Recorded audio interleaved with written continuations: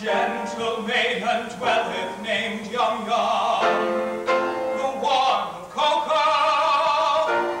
In pity speak, oh speak, I pray you.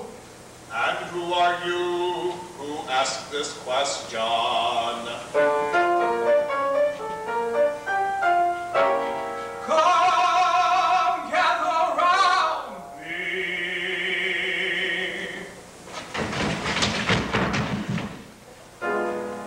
I'll tell you.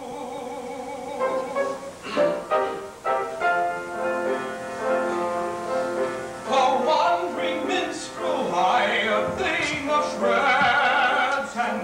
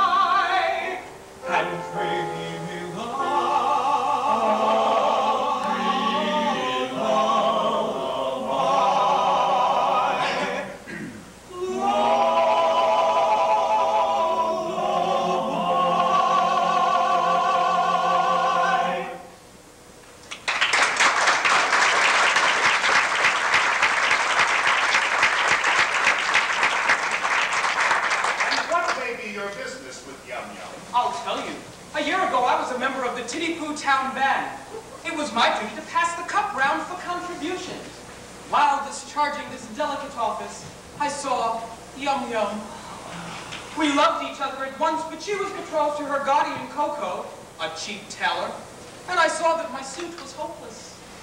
Overwhelmed with despair, I quitted the town, judge of my delight when I learned a month ago that Coco had been condemned to death for flirting. I hurried back at once in the hope of finding Yum Yum, had liberty to listen to my protestation. It is true that Coco had been condemned to death for flirting, but he was reprieved at the last moment and raised to the exalted rank of Lord High Executioner under the following remarkable circumstances.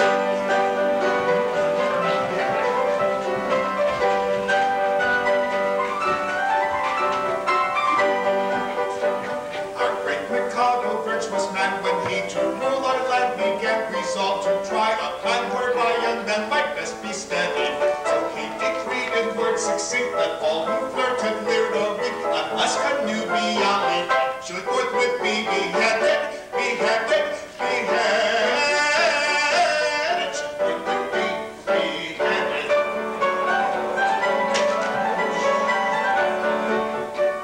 And I expect that you'll agree that he was right to so decree, and I am right and you are right, and all is right as right can be. And you are right and we are right, and all is right as right can be. And all is right as right can be. Right as right can be.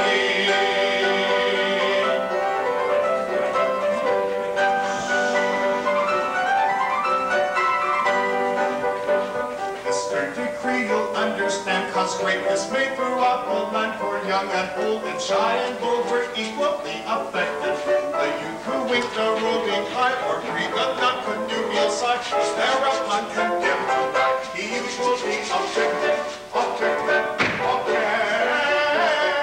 He usually objected.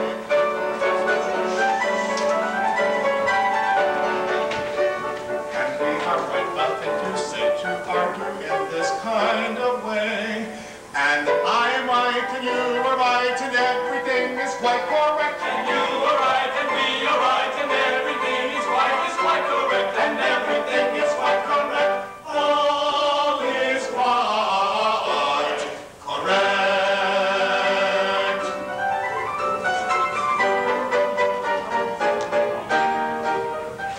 And so we straight let out on bail a convict from the county jail, whose head was next on some pretext condemned to be owner, and made him headsman for reason, who's next to be decapitated, cannot cut off another's head until he's cut his own up, his own up, his own up, until he's cut his own up.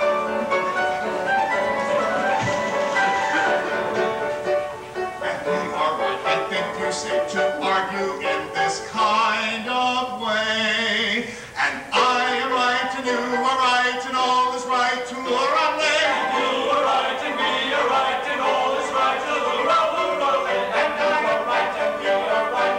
And all is right.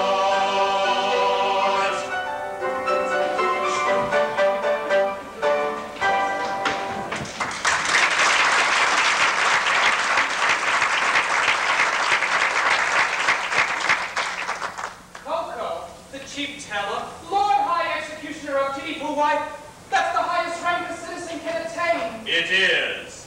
Our logical Mikado, seeing no moral difference between the dignified judge who condemns a criminal to die and the industrious mechanic who carries out the sentence, has rolled the two offices into one, and every judge is now his own executioner. But how good of you, for I see that you're a nobleman of the highest rank.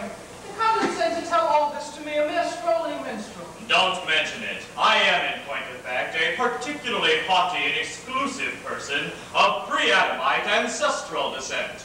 You will understand this when I tell you that I can trace my ancestry back to a protoplasmal primordial atomic globule.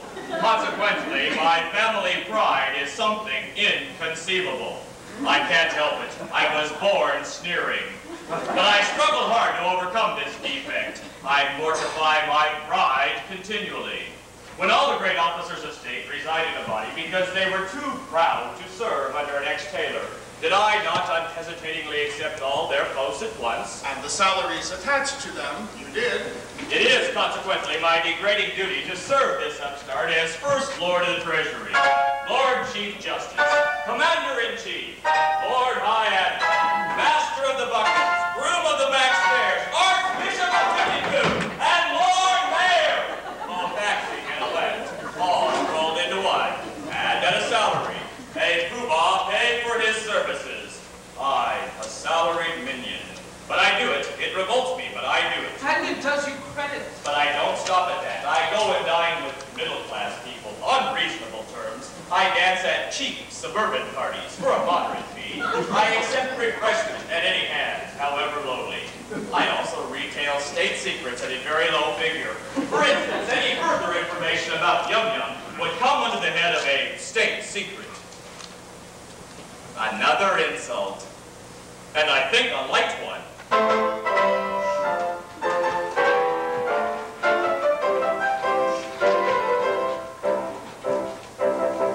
Young man despair, likewise go to Yum Yum the fair. You must not do, it will not do. I'm sorry for you, you very imperfect ablutioner.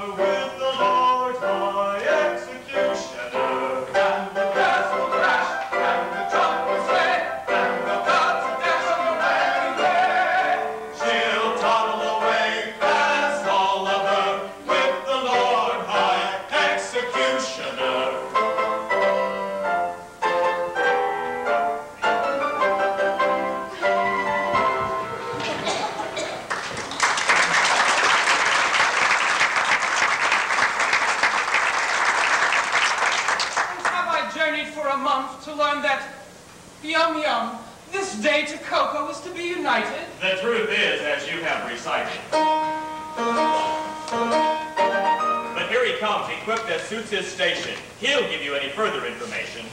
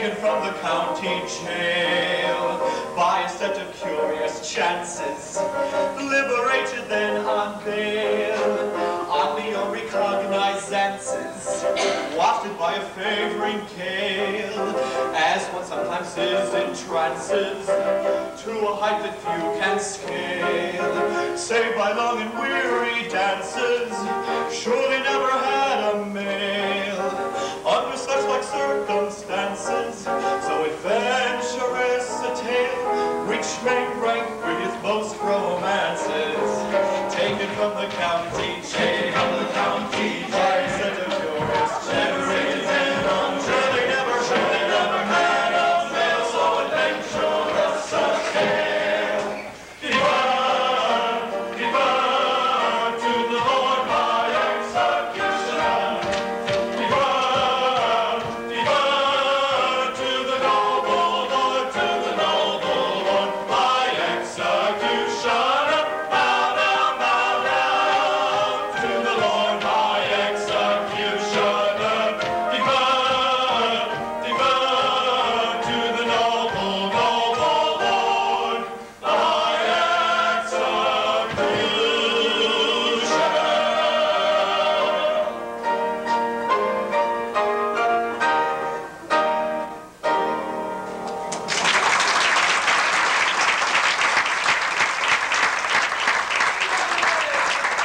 I am much touched by this reception. I can only trust that by strict attention to duty, I shall ensure a continuance of those favors which it will ever be my study to discern. If I should be called upon to act professionally, I'm happy to think that there will be no difficulty in finding plenty of people whose loss will be a distinct gain to society at large.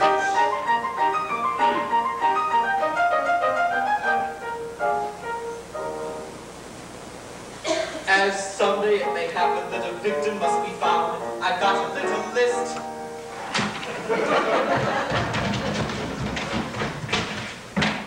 I've got a little list of society offenders who might well be underground and who never would be missed. They never would be missed. There's the pestilential nuisances who write for autographs, all people who have flabby hands and irritating laughs, all children who are up on dates and floor you looking flat, all people who in shaking hands shake hands with you like that, and all good persons who on spoiling tete-a-tetes insist that none of them be missed, that none of them be missed. He's got 'em on the list, he's got 'em on the list, and they'll none of them be missed, they'll none of them be missed. There's the punk rock serenader and the others of his race, the lounge pianoist. I've got him on the list. The people who eat peppermint and puff it in your face, they never would be missed, they never would be missed. There's the idiot who praises with enthusiastic tones all centuries but this and every country but his own. And the lady from the provinces who dresses like a guy and it doesn't think she dances but would rather like to try. And that singular anomaly, the romance novelist, I don't think she'll be missed. I'm sure she won't be missed. He's got her on the list, he's got her on the list, and I don't think she'll be missed, I'm sure she'll not be missed. There's that BC Prius nuisance who just now is rather rife, the judicial humorist. I've got him on the list. All funny fellows, comic men, and clowns in private life. They none of them be missed, they none of them be missed. And apologetic statesmen of the compromising kind, such as, what do you call it? Thingabob and, well, never mind. Tut, and what's his name? And also, you know who? The task of building up the flights I'd rather leave to you. But it really doesn't matter whom you put on the list, for they none of them be missed. They none of them be missed. You may put them on the list, you may put them on the list, and they'll never be missed, they'll none of them be missed.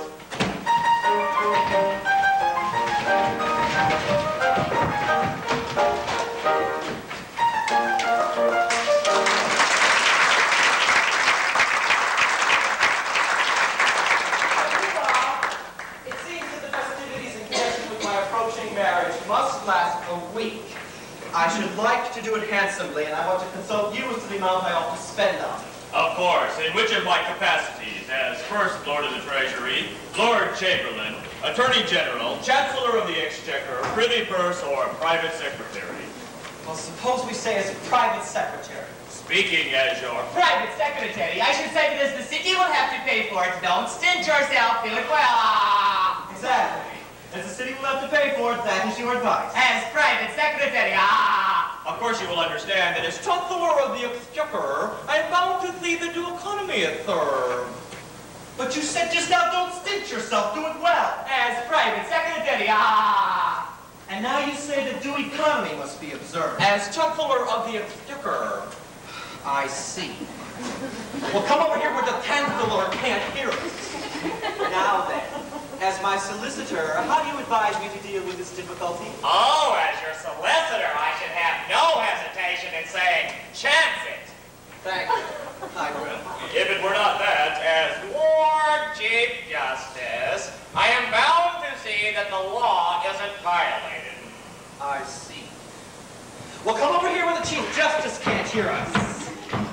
Now then, as First Lord of the Treasury? Of course, as First Lord of the Treasury, I can propose a special note that would cover all expenses. If it were not that, as leader of the opposition, it would be my duty to resist it tooth and nail. Or as Paymaster General, I could so cook the accounts that as Lord High Actor, I should never discover the fraud. But then, as Archbishop of Titipu, it would be my duty to denounce my dishonesty and give myself into my own custody as Vice Commissioner of Police.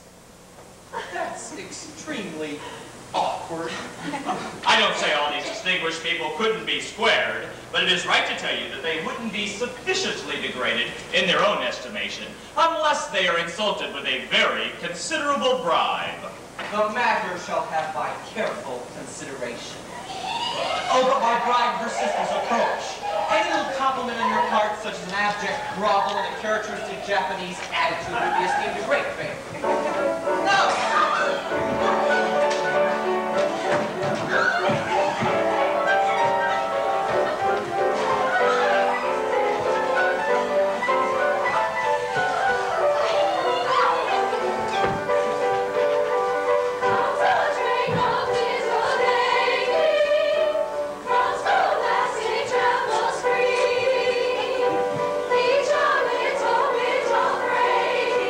Wandering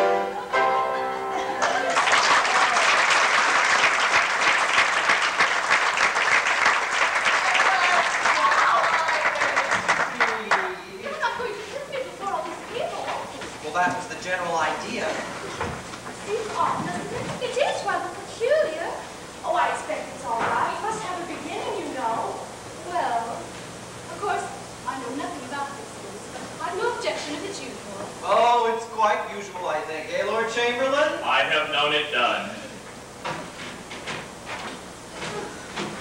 Thank goodness that. Why, it's never been.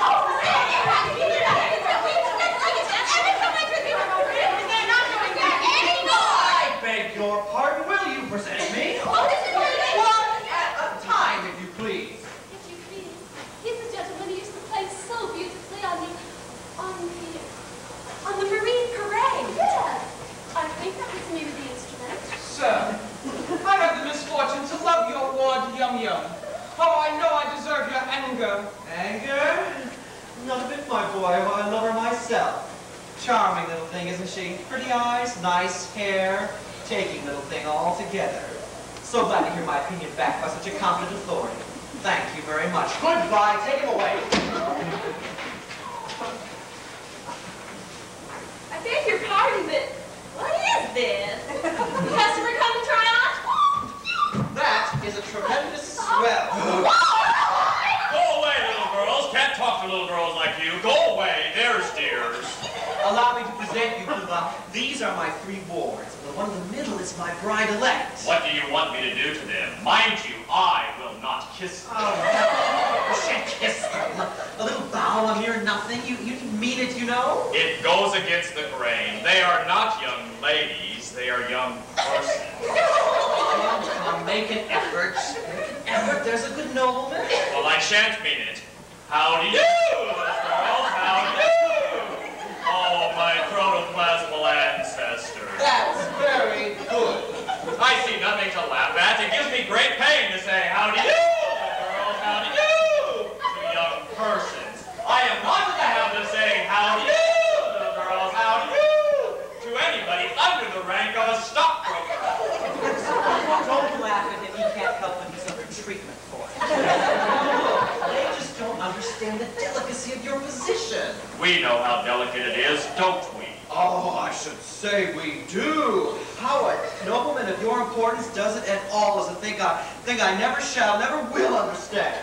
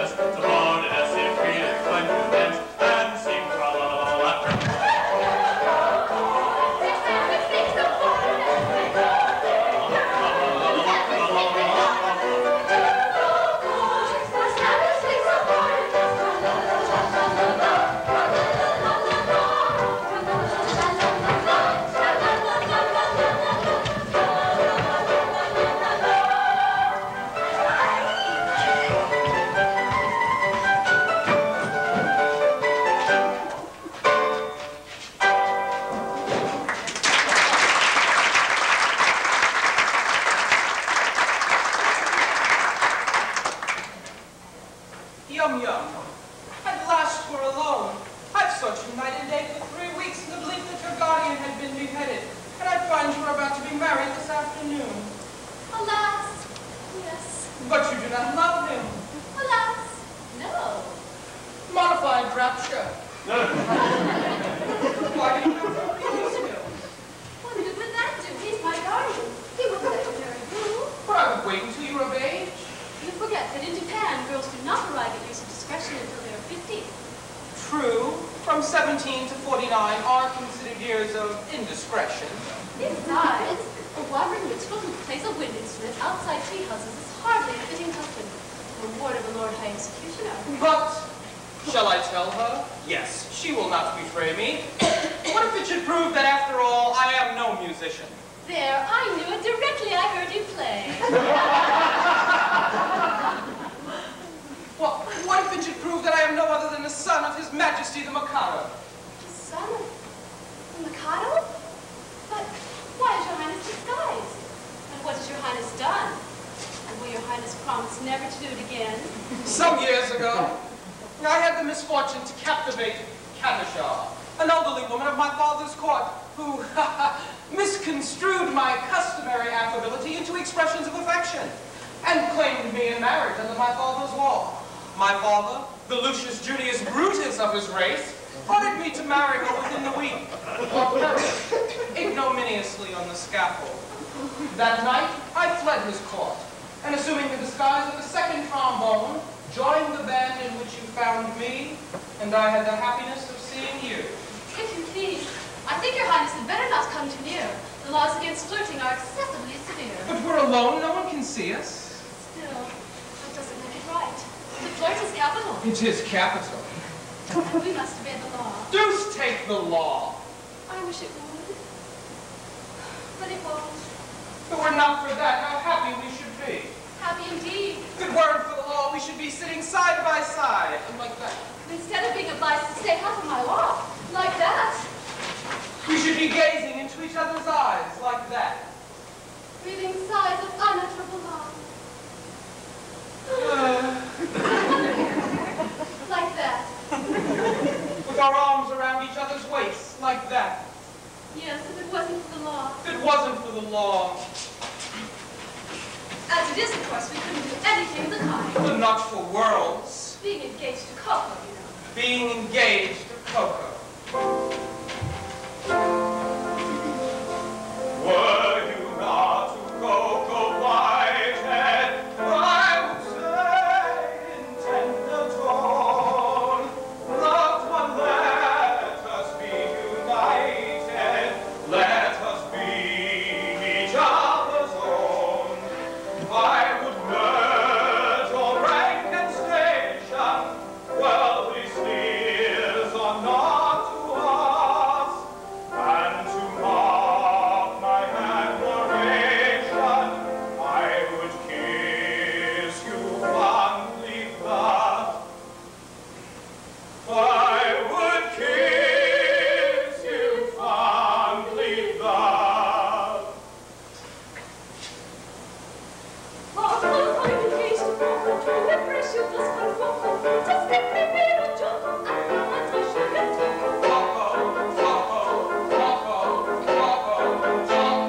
So in spite of all temptation, such a thing I am not discussed, and for no consideration will I kiss you fondly thus.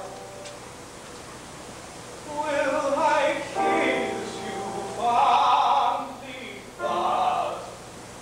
Let me make it clear to you, this is what I'll never do.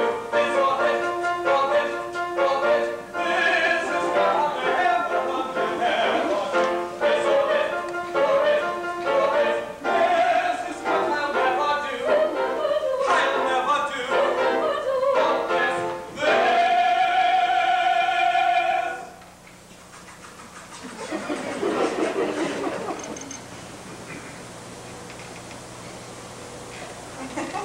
Is what I'll never, never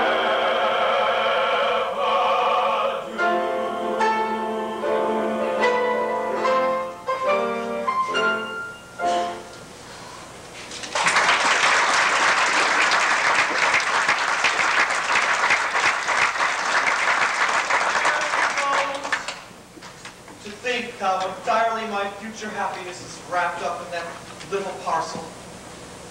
Really, it hardly seems worthwhile. Oh, matrimony, matrimony, my luck. Now then, what is it? Can't you see I'm soliloquizing? You've interrupted an apostrophe, sir. I am a bearer of a letter from His Majesty, the Mikado. A letter? From the Mikado? What can he have to say to me? Oh, here it is at last. I knew it would come sooner or later. The Mikado was struck by the fact that no executions have taken place in Titipu for a year, and decrees that unless someone is beheaded within 1 month, the post of Lord High Executioner shall be abolished, and the city reduced to the rank of a village. But that will involve us all in irretrievable ruin. Yes, I don't know what's to be done. We shall have to execute someone at once. The only question is, who shall it be? It seems unkind to say so, but as you're already under sentence of death for flirting, everything seems to point to you. To me? What are you talking about? I can't execute myself. Why not? Why not? Well, in the first place, self-decapitation is an extremely difficult, not to say dangerous, thing to attempt. And in the second place, it's suicide. And suicide is a capital offense. That is so, no doubt. We might reserve that point. It could be argued 6 months hence before the full court. Besides, I don't see how a man can cut off his own head. A man might try. Even if you only succeed in cutting it half off, that would be something. It would be taken as an earnest of your desire to comply with the imperial will. No, pardon me, but there I'm adamant. As official headsman, my reputation is at stake, and I cannot consent to embark on a professional operation unless I can see my way to a satisfying result. This professional conscientiousness is highly creditable to you, but it places us in a very awkward position. My good sir, the awkwardness of your position is grace itself compared with that of a man engaged in the act of cutting off his own head. I'm afraid that unless you can find a substitute... Substitute? Oh, yes, nothing easier. Who I appoint you Lord High Substitute. I should be delighted. Such an appointment would realize my fondest dreams. But no, at any sacrifice, I must set bounds to my insatiable ambition. I am so proud if I allowed my family pride to be my guide. I volunteer to quit this sphere instead of you in a minute or two. But family pride must be denied and set aside and mortified and mortified.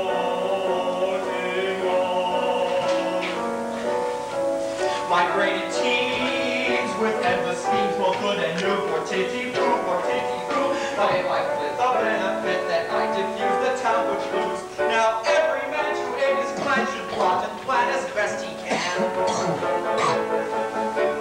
I heard one thing the gentleman say that girls do I come to do can hardly feel the fatal steel, and so are slaying without much pain. If that is true, it's jolly for you. You're carving soon to miss a few. I am so proud. Migrated teams.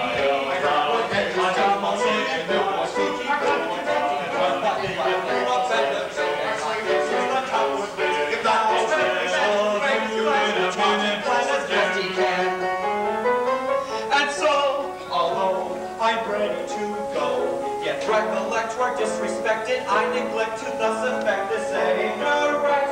So I object, And so, although I wish to go, and greatly inclined to brightly shine, and take the line of a hero fine with grief condign, I must decline. And go and show both friends and foe how much you dare. I'm quite aware it's your affair, yet I declare I came to show that I don't much care. I must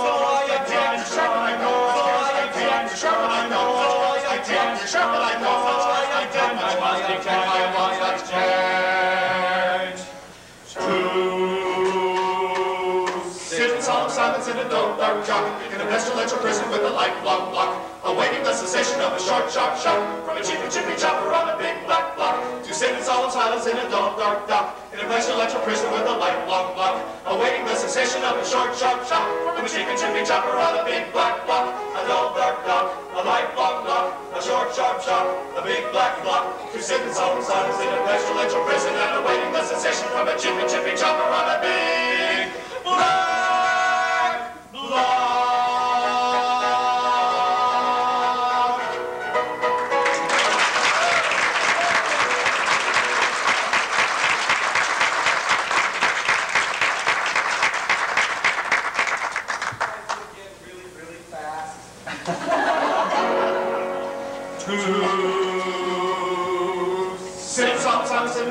In a pestilential prison with a lifelong lock, awaiting the cessation of a short, sharp shock from a cheap and chippy chopper on a big black block, to sit in solemn silence in a dull, dark dock, in a pestilential prison with a lifelong lock, awaiting the cessation of a short, sharp shock from a cheap and chippy chopper on a big black block, a dull, dark dock, a lifelong lock, a short, sharp shock, a big black block, to sit in solemn silence in a pestilential prison and awaiting the cessation from a cheap and chippy chopper on a big black block.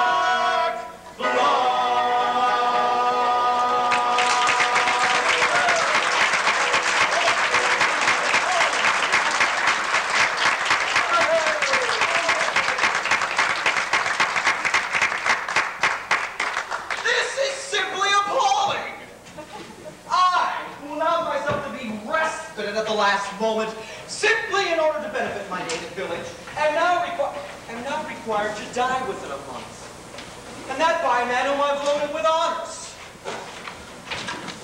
Is this public gratitude? Is this public?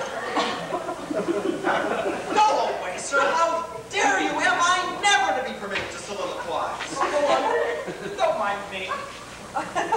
What are you going to do with that rope? I'm going to terminate an unendurable existence. Terminate your existence? Nonsense! What for? Because you are going to marry the girl I adore. Nonsense, sir. I won't permit it. I'm a humane man, and if you attempt anything of the kind, I shall order your instant arrest. Come, sir, desist at once, or I summon my guard! That's absurd. If you attempt to raise the alarm, I'll instantly perform the happy dispatch with this dagger. Oh, no! Don't do that! This is horrible. Why, you cold-blooded scoundrel. Are you aware that in taking your own life, you are committing a crime which... Substitute! What's the matter? Is it absolutely certain that you're resolved to die? Absolutely. Will nothing whatever shake your determination? Nothing. Threats, entreaties, prayers, all useless? Oh, my mind is made up. Well, if you are absolutely resolved to die, and nothing whatever will shake your determination, don't spoil yourself by committing suicide, but be beheaded handsomely at the hands of the public executioner. I don't see how that would benefit me. You don't? Observe. You'll have a month to live, and you'll live like a fighting cock at my expense. When the day comes, there'll be a grand public ceremonial. You'll be the central figure. No one will attempt to deprive you of that distinction. There'll be a grand processional, bands, dead march, bells tolling, all the girls in tears, young, distracted. Yeah. Then, when it's all over, general rejoicing and a huge display of fireworks in the evening. You won't see them, but they'll be there, of course. Do you really think Yum Yum would be distracted by my death? Oh, I'm convinced of you. Bless you, she's the most tender-hearted little creature alive. Well, I should be sorry to cause her pain. Perhaps, after all, if I were to withdraw from Japan for a few years and travel through Europe, I might contrive to forget her. Oh, no. I don't think you can forget Yum Yum so easily. After all, what is more miserable than a love-blighted life? True. Life without Yum Yum, it seems absurd. And yet there are a good many people in the world that have to endure it. Poor devils, yes. You are quite right not to be of their number. I won't be of their number. Noble fellow. I'll tell you how we'll manage it. You let me marry Yum Yum tomorrow, and in a month you may behead me. Oh, no. I draw the line at Yum Yum. Very well, then. If you can draw the line, so can I. Stop! marry Yum Yum if I'm going to marry her myself. Hi, good man. She'll be a widow in a month. You can marry her then. Well, that's true, of course. I quite see that. My position during the next month will be most unpleasant. Most unpleasant. Not half so unpleasant as mine at the end of it. That's very well. After all, it's only putting off my marriage for a month. But you won't prejudice her against me, will you? You see, I've educated her to be my wife. And she's been taught to regard me as a wise and good man. Now, I shouldn't want her views on that point disturbed. Trust me. She'll never learn the truth from me.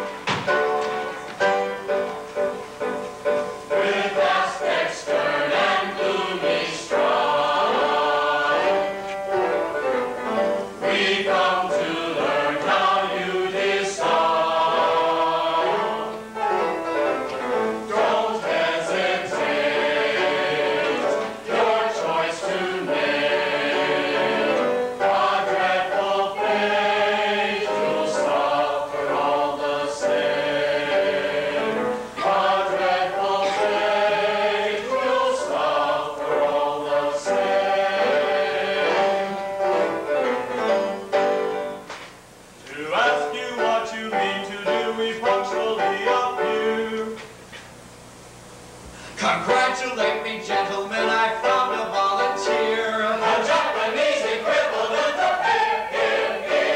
'Tis Nanky Poo. I think he'll do.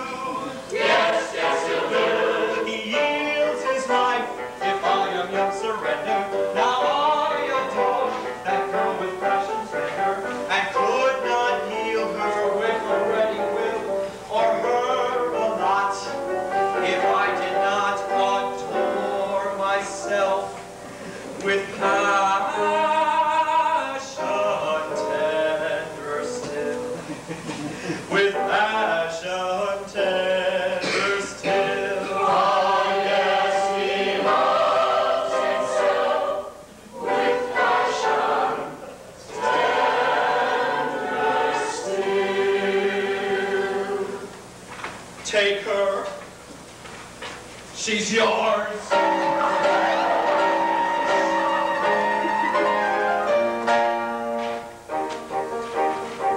The threatened cloud has passed away. What though the night may come too soon? Then let the throng of joy dance with laughing song and merry dance. Let the throng of joy dance with laughing song and merry dance, with laughing song and merry dance, with laughing song. With joy a shout and ringing cheer. Inaugurate, or bring her here. With joy a shout and ringing cheer. Inaugurate, or bring her here. With joy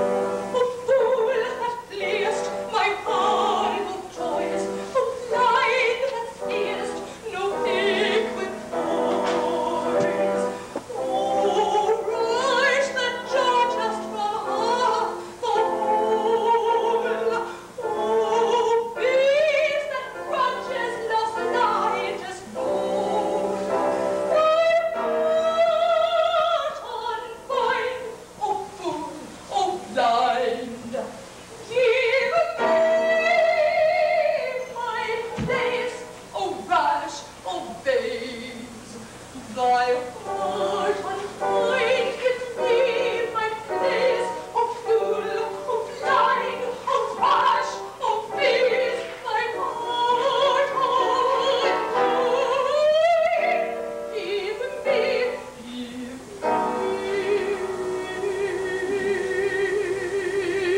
my place. O fool, O blind, O rash, O base.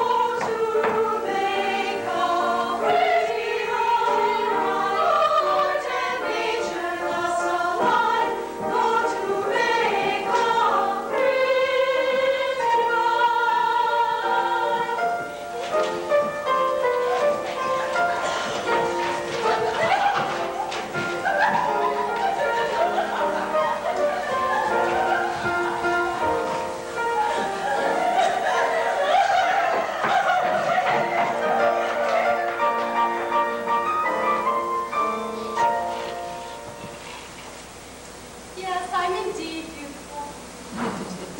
Sometimes I sit and wonder, in my artless Japanese way, why it is that I'm so much more attractive than anybody else in the whole world. Can this be vanity? No. Nature is lovely and rejoices in her loveliness. I am the child of nature and take after my mother.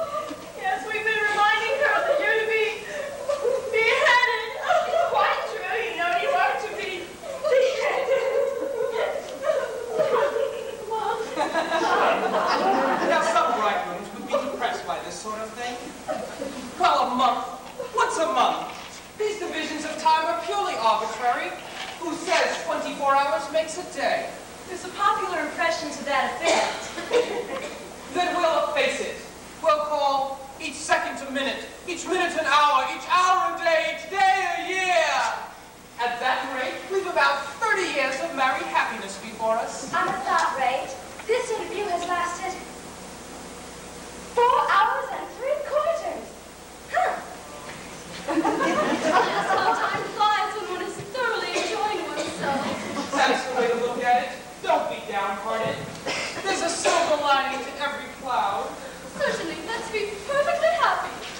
please. Let's thoroughly enjoy ourselves. It's absurd to cry. It's ridiculous.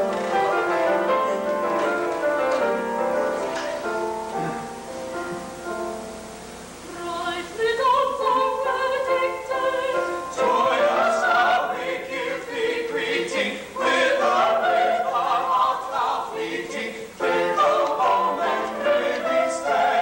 Fickle moment, pretty stay. But though mortal joys be hollow, pleasures come in sorrow follow. though the tocsin sound their long, though the tocsin sound their long, ding dong, yet until the shadows fall, over one and over all, Sing a merry madrigal, sing a merry madrigal, sing a merry madrigal.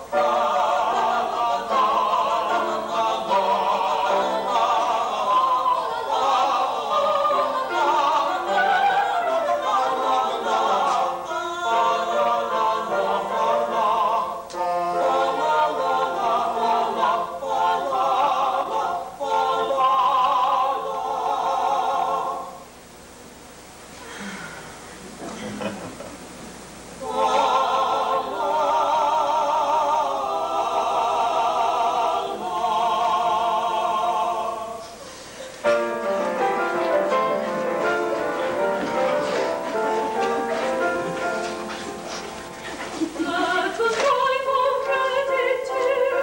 Oh, the elves are surely creeping, little me for woeful weeping, till the sad sundown is near, till the sad sundown is near.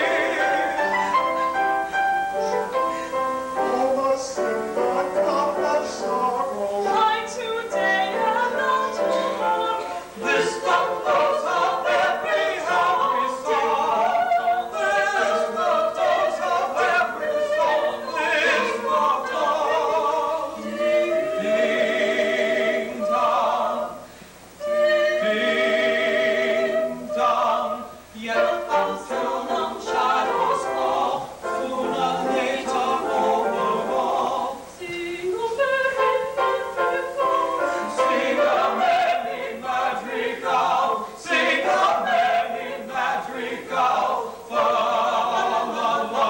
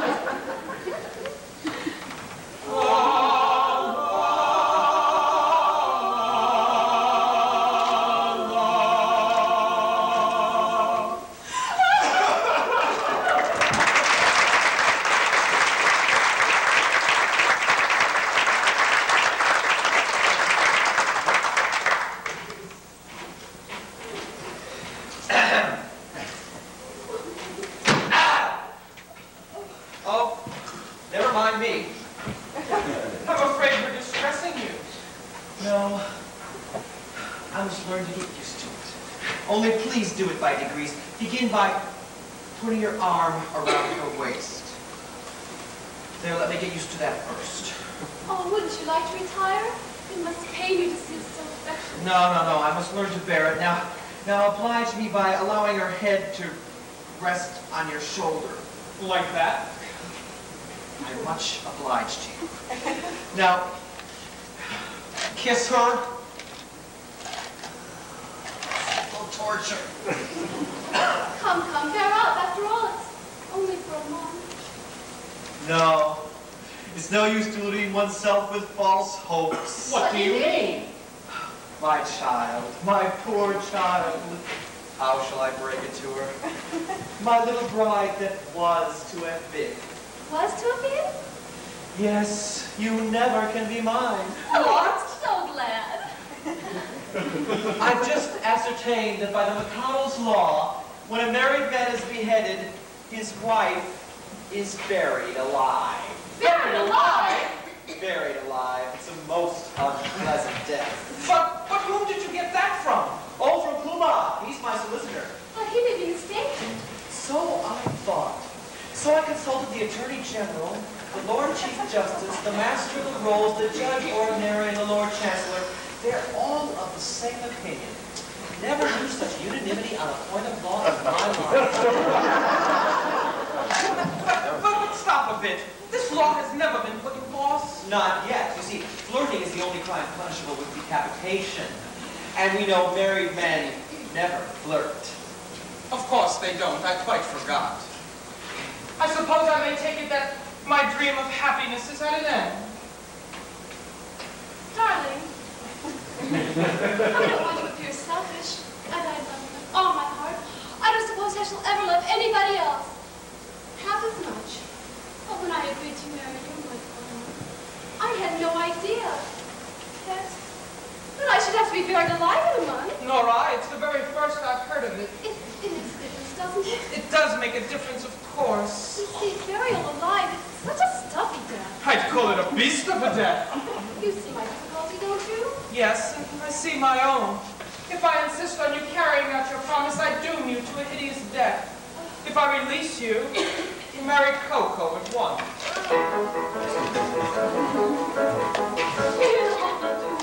Never marry you. When your time has come to perish, then the maiden whom you cherish must be slaughtered too. Here's how we do. Here's how we do.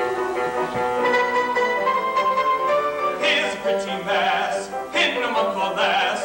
Promise that without a wedding, let the bitter tears I'm shedding witness my distress. Here's a pretty mass, here's a pretty mass. Here's the state of things. To her life she clings.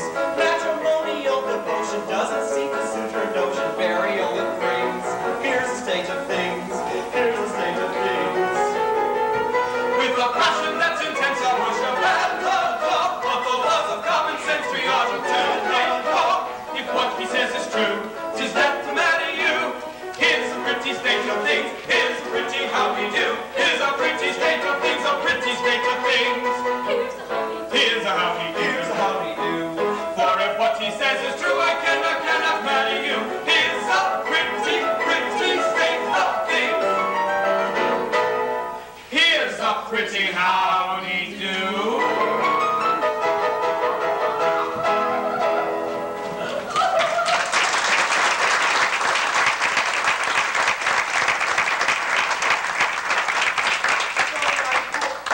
My poor boy, I'm really very sorry for you. Thanks, my good man. I'm sure you are. You see, I'm really quite helpless. I quite see that. You know, I can't conceive of anything more distressing than to have one's marriage broken off at the last moment. But you shan't be disappointed of a wedding. You shall come to mine. That's very kind of you, but I'm afraid that's quite impossible. Why so? Today, I die. What do you mean? Well, I can't live without Yum Yum. This afternoon, I performed the Happy Dispatch. Oh, no. Pardon me, but I can't allow that. Why not? Why, hang it all, you're under contract to die by the hands of the public executioner in a month's time. If you kill yourself, what's to become of me? Huh? I shall have to be executed in your place. It would certainly seem so. Now then, Lord Mayor, what is it? The Mikado and his suite are approaching the city. They'll be here in 10 minutes. The Mikado? He's come to see whether his orders have been carried out. Now look here, this is getting serious. A bargain's a bargain. You really mustn't frustrate the ends of justice by committing suicide. As a gentleman and a man of honor, you are bound to die ignominiously by the hands of the public executioner. Very well, then. Behead me. What? Now? Certainly at once. Chop it off! Chop it off! My good sir, I don't go about prepared to execute gentlemen at a moment's notice. Why never even kill the blue bottles? Still, as Lord High Executioner, Good sir, as Lord High Executioner, I've got to kill him in a month. I'm not ready yet. I don't know how it's done. I'm going to take lessons. I'm going to begin with with a guinea pig and work my way up through the animal kingdom until I come to a second trombone. You don't suppose, as a humane man, I would have accepted the post of Lord High Executioner if I hadn't thought the duties purely nominal? I can't kill you. I can't kill anything. I can't kill anybody. Come, come, my good fellow. We all have our unpleasant duties to discharge at times. But after all, what is it? If I don't mind, why should you? Remember, sooner or later it must be done. Must it? I'm not so sure about that. Well, what do you mean? Why should I kill you when making an affidavit that you've been executed will do just as well? There are plenty of witnesses. The Lord Chief Justice, the Lord High Admiral, Commander-in-Chief, Secretary of State for the Home Department, First Lord of the Treasury, and Chief Commissioner of Police. Well, where are they? There they are. They'll all swear to it. Won't you? Am I to understand that all of us high officers of state are required to perjure ourselves to ensure your safety? Why not? You'll be grossly insulted as usual. Will the insult be cash down or at a date? It will be a ready money transaction. Well, it will be a useful discipline. Very good. Choose your fiction and I will endorse it.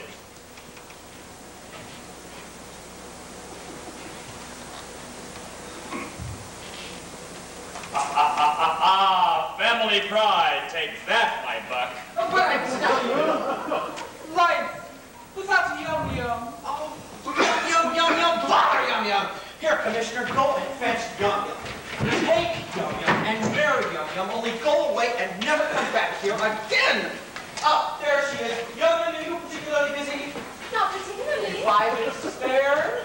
Yeah. Then go along with His Grace, the Archbishop of Titipu. He'll marry you at once. Oh, but if I can be buried alive. Now, don't ask any questions, but do as I tell you. Nancy will explain all. But one moment. Not for a world. Ah, here comes the Mikado. No doubt to ascertain whether I will obey his decree. If he finds you alive, I shall have the greatest difficulty in persuading him to have beheaded you. Ah, close look at, here he comes.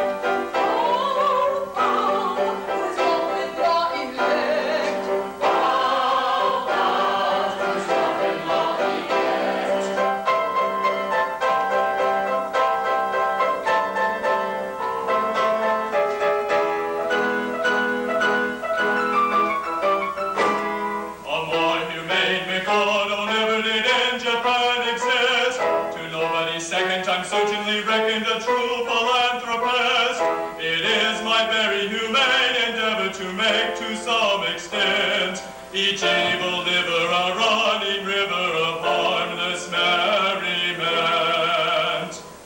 My object all to find, I shall achieve in time, to catch the punishment which the crime, the punishment which the crime. The lady is the cat, I'm really represent, the source of this experiment, of innocent merriment. The proceed all society sent through chatter and blades and boards,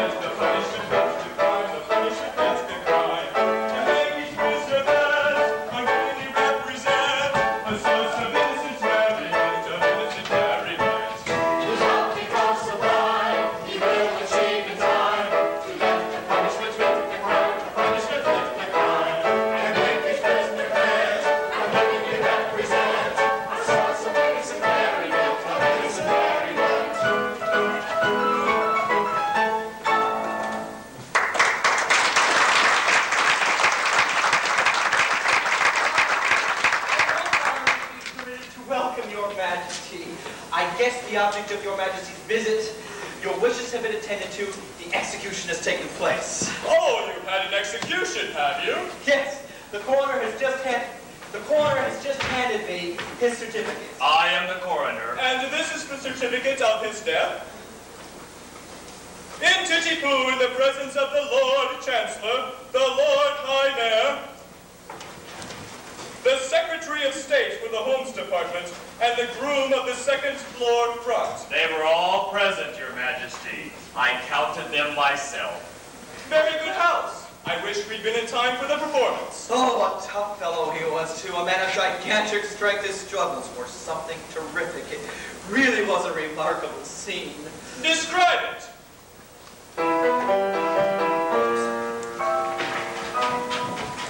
The criminal cried as he dropped him down in a state of wild alarm.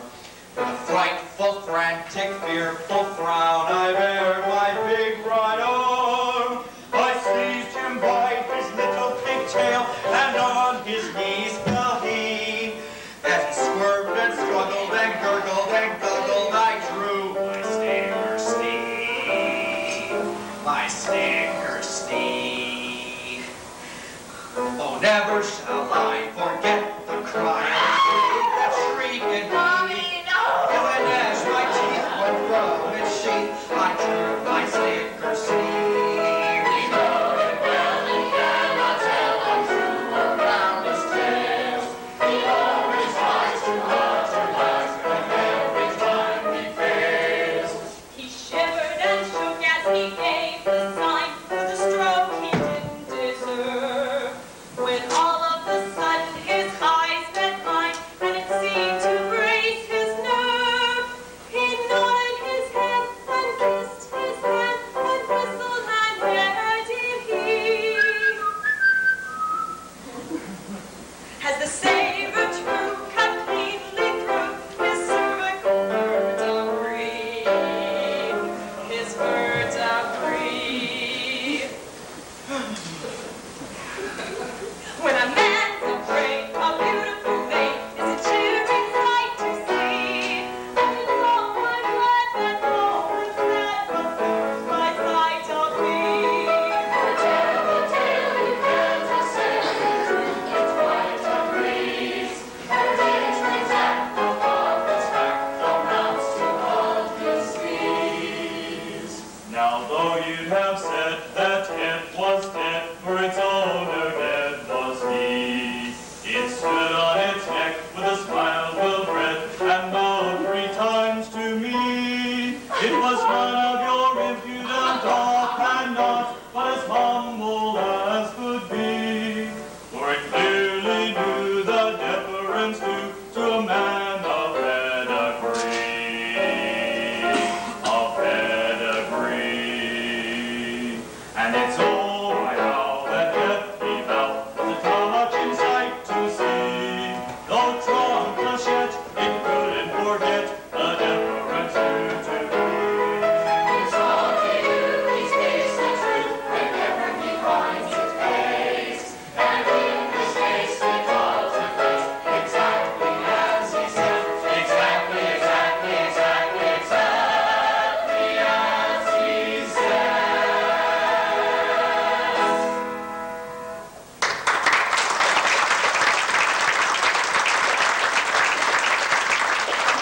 All this is very interesting, but we come on a totally different matter. A year ago, my son, the heir to the throne of Japan, bolted from our imperial court. Oh, had he any reason to be dissatisfied with his position? None whatever. On the contrary, I was going to marry him. Yet he fled. I am surprised that he should have fled from one so lovely. That's not true. No. You hold that I am not beautiful because my face is plain. But you know nothing. You are still unenlightened. Learn then that it is not in the face alone that beauty is to be sought. My face is unattractive. It is.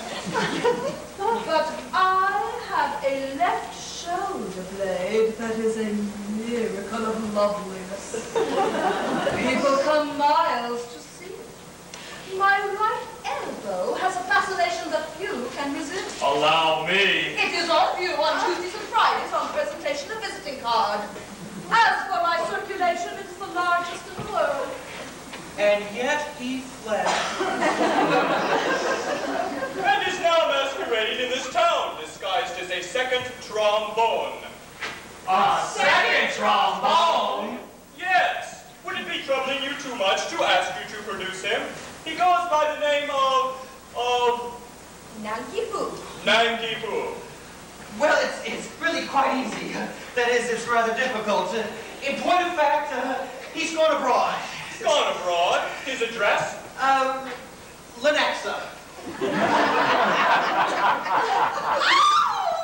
What's the matter? See here, his name, Nanki Fu. Beheaded this morning. Oh, where shall I find another? Where shall I find another? Dear, this is very tiresome. My poor fellow, in your anxiety to carry out my wishes, you have beheaded the heir to the throne of Japan. I beg to offer an unqualified apology. I desire to associate myself with that expression of regret. I hadn't the least notion. Of course you hadn't. How could you? It distresses me to see you carry on so. If a man of exalted rank chooses to disguise himself as a second trombone, he must take the consequences. It distresses me to see you carry on so. I'm sure he thoroughly got all he deserved. Oh, we are infinitely obliged to your majesty. Much obliged, Your Majesty. Very much obliged, Your Majesty. Obliged? Not a bit. Don't mention it. How could you tell? Of course, we couldn't know who the gentleman really was. It wasn't written on his forehead, you know. No. Might have been on his handkerchief, but Japanese don't use pocket handkerchiefs.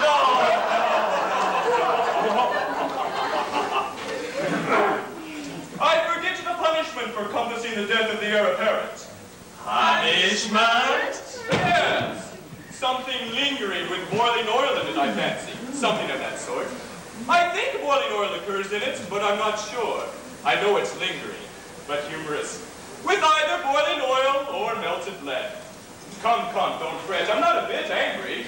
If your majesty will accept our assurance, we had no idea. Of course you hadn't. I knew nothing about it. I wasn't there. That's the pathetic part of it. The fool of an act says compassing the death of the heir apparent. There's not a word of a mistake. No. Or not knowing. No. Or having no notion. No. Or not being there. No. There should be, of course. Yes.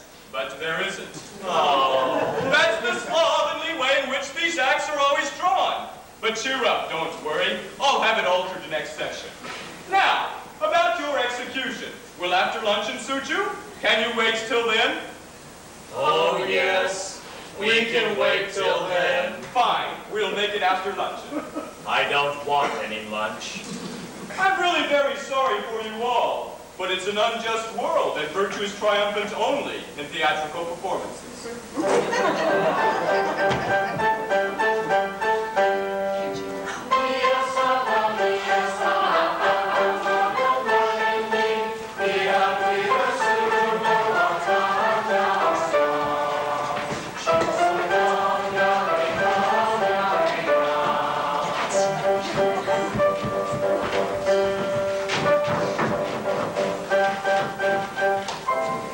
This is a fine mess you've gotten us into with your nodding head and deference due to a man of pedigree. Merely corroborative detail intended to give artistic verisimilitude to an otherwise bald and unconvincing narrative. Corroborative detail, indeed. Corroborative fiddlesticks. And you're just as bad as he is with your cock and bull story about catching his eye and whistling in air. But that's so like you, you must put in your oar. But what about your big right arm? Yes, and your sneakers. Yeah. Well, never mind about that. There's only one thing to be done. Nanki-Poo has started off getting us come to life again at once. Ah, there he is. Nanki-Poo! I've got good news for you. Your reprieve. Oh, but it's too late now. I'm a dead man and I'm off for my honeymoon. Nonsense. A terrible thing has just happened. It's seems you're the son of the Mikado. Oh, but that happened some time ago. Is this a time for airy persiflage? Your father is here and with Kadisha. My father and with Kadisha? Yes, and he wants you particularly. So does she. Oh, but he's married now. Well, bless my heart, what does that have to do with it? Kadisha claims me in marriage, but I can't marry her. I'm already married. Consequently, she will insist on my execution. And if I'm executed, my wife will have to be buried alive. You see our difficulty. Yes, I don't know what's to be done. There's one chance for you. If you could persuade Kadisha to marry you, she'd have no further claim on me, in which case I could come to life without any fear of being put to death. Very Kadisha? I really think it's the only course. But my good girl, have you seen her? She's something appalling. Oh, that's only her face. She has a left elbow which people come miles to see. I am told that her right heel is much admired by connoisseurs. So I decline to put my heart in any woman's right heel. It comes to this. While Kadisha is single, I prefer to be a disembodied spirit. When Kadisha is married, existence will be as welcome as the flowers in spring.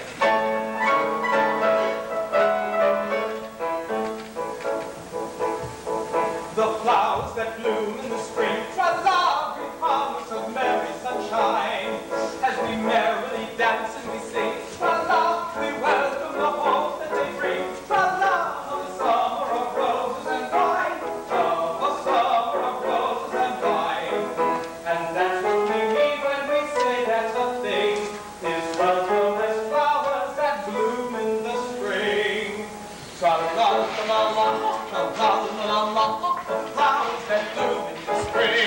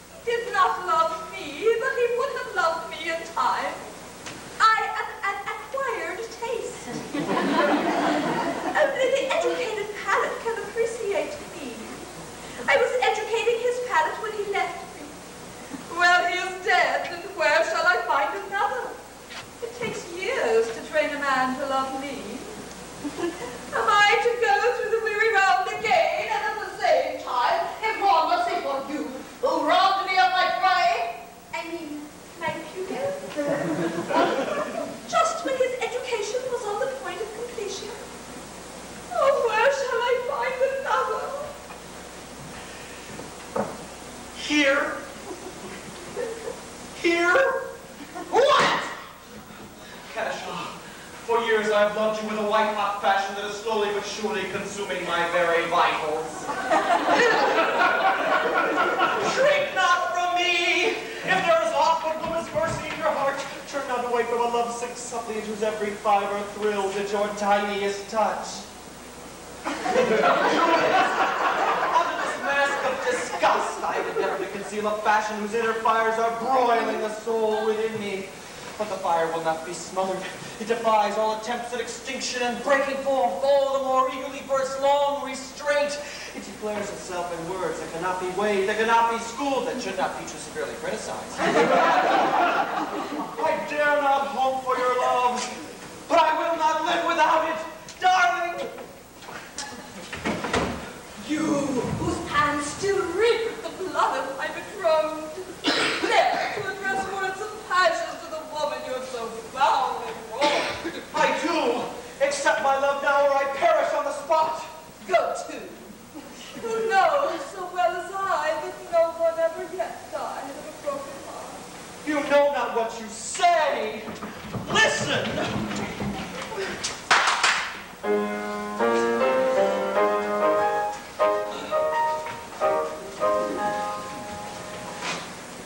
On a tree by a river, a little tomtit sang tit-willow, tit-willow. And I said to him, Dicky bird, why do you sit singing willow, tit-willow, tit-willow? Is it weakness of intellect, birdie, I cried, or a rather tough worm in your little inside?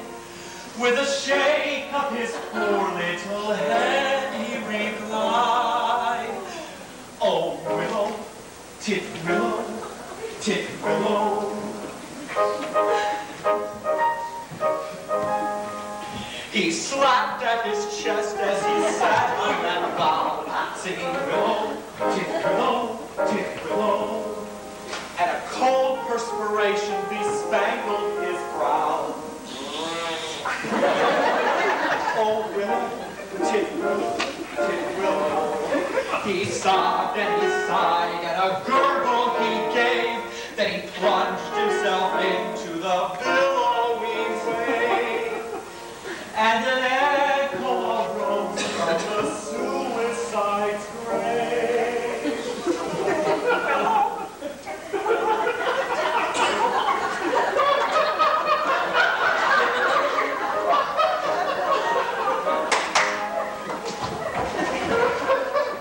Now I feel just as sure as I'm sure that my name isn't Willow, tit-willow, tit-willow. That was blighted affection that made him exclaim, oh, willow, tit-willow, tit-willow. And if you remain callous and obdurate, I shall perish as he did, and you will know why. Though I probably shall not exclaim as I die. Oh, willow, tit-willow, tit-willow.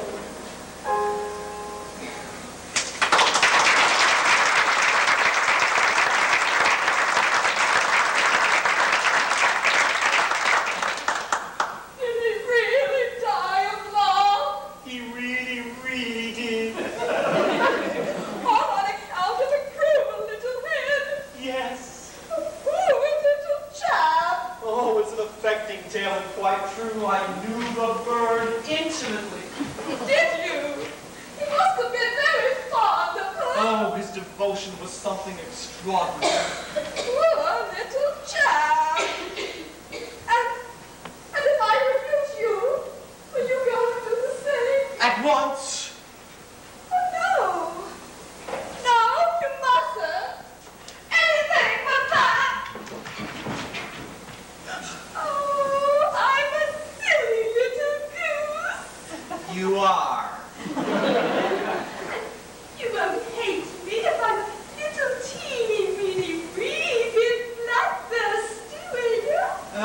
caddish, huh?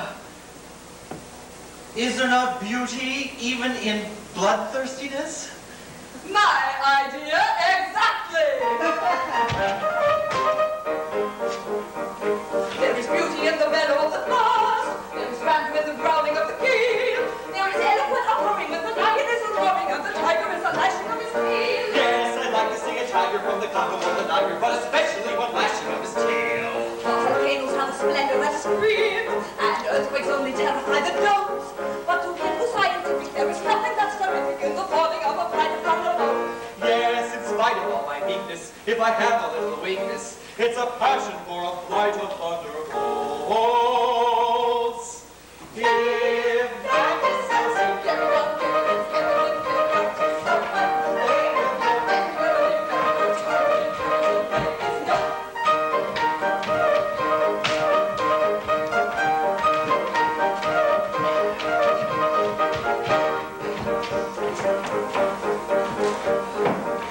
there is beauty in extreme old age. Do you fancy you are elderly enough? Information I'm requesting on a subject interesting is a maiden all the better when she's tough. of this my dominion is the general opinion that she'll last a good deal longer when she's tough. Are you old enough to marry, do you think? Won't you wait till you're 80 in the shade?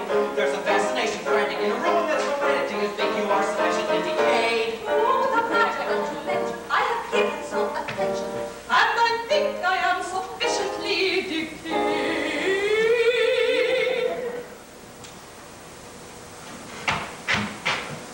If that is something very down there, it's evident, very hard to survive. A rain will come and never leave married or tired of the play is done. If that is something very down there, it's evident, very hard to survive. A rain will come and never leave married or tired of the play is done. It's very down there, it's evident, very hard to survive. Is done.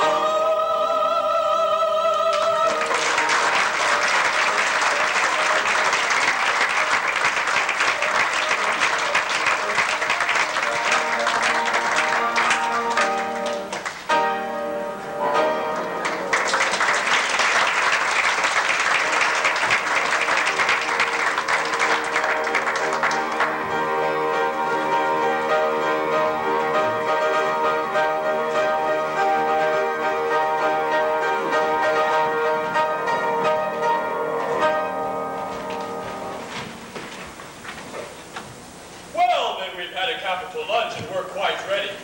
Have all the painful preparations been made? Your Majesty, all is prepared. Then produce the unfortunate gentleman and his two well-meaning but misguided accomplices. Mercy! Mercy for Coco! Mercy for pity's sake! Mercy even for Cuba! I beg your pardon. I don't believe I quite caught that. Mercy, even for Pooh-Bah. Mercy! My husband who was to have been is dead, and I have just married this miserable object. You've not been long about it. We were married before the registrar. I am the registrar. But my difficulty is, as you have slain the heir apparent. The heir apparent is not slain. Bless my heart, my son. And your daughter-in-law. Elected. Traitor! You have deceived me! Yes, I believe you are entitled to a little explanation. But I feel he will give it better whole than in pieces. Your Majesty is like this.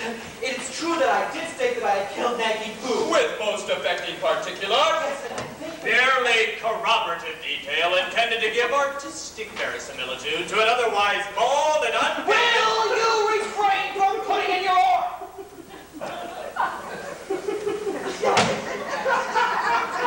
When Your Majesty says, let the thing be done, it's as good as done. Practically it is done, because Your Majesty's will is law. When Your Majesty says, kill a gentleman is told off to be killed. Consequently, he's as good as dead. Practically, he is dead. And if he is dead, why not say so? I see. Nothing could possibly be more satisfactory.